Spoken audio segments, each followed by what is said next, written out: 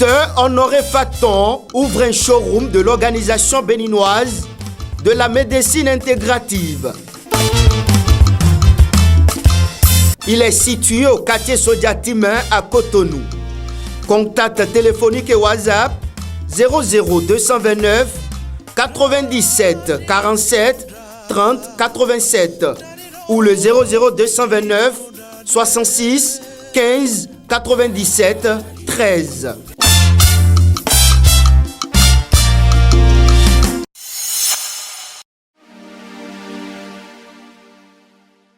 Mesdames et messieurs, bonjour, bienvenue sur Guérit TV Monde. C'est l'heure de suivre le contenu du journal Matin Libre de ce vendredi 7 février 2020. Le quotidien Matin Libre titre manchette ce vendredi communal 2020, ce que Oumpé pense des logos FCBE et FCDB. Le secrétaire exécutif national des forces Cori pour un Bénin émergent était sur le plateau de la télévision Canal 3 Bénin ce jeudi 6 février 2020. Il y a donc, entre autres sujets abordés selon le quotidien Matin Libre, la confusion que pourrait créer dans les têtes des électeurs la similitude des logos FCBE et FCDB, forces Cori pour le développement du Bénin. À cette occasion, ce qui semble être une préoccupation majeure pour les journalistes dans la perspective des élections communales du 17 mai prochain a été simplement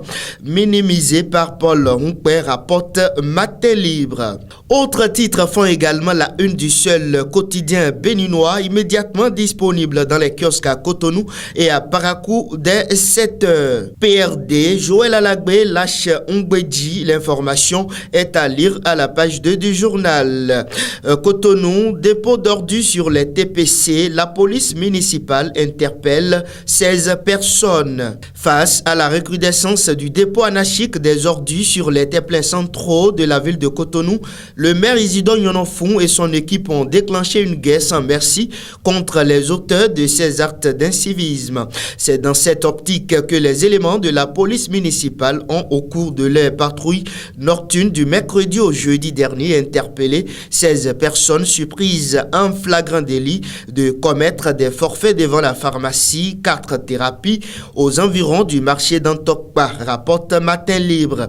Constitués majoritairement des étrangers résidant au Bénin, ces personnes mal intentionnées collectent des ordures auprès des tenanciers de boutiques et hangars qu'ils viennent jeter notamment sur les TPC, sabotant ainsi les nombreux efforts déployés par les autorités municipales dans le domaine de la propriété urbaine, rapporte mon confrère du quotidien Matin Libre. Et pour terminer, mesdames et messieurs, accident de circulation à Alada, la victime dépouillée d'une forte somme. Un accident de circulation s'est produit mercredi 6 février dernier à la hauteur d'Adimalé dans la commune d'Alada. L'accidenté, un chef chantier en provenance de Cotonou, avait sur lui une somme de plus de 800 000 francs CFA destinée au paiement des ouvriers sur un chantier, somme qui a disparu, emportée par les riverains témoins de l'accident et qui se sont portés à son secours, nous informe le quotidien Matin Libre. Mesdames et messieurs, merci à vous pour votre fidélité légendaire à Guérit TV Monde. À lundi prochain pour un autre numéro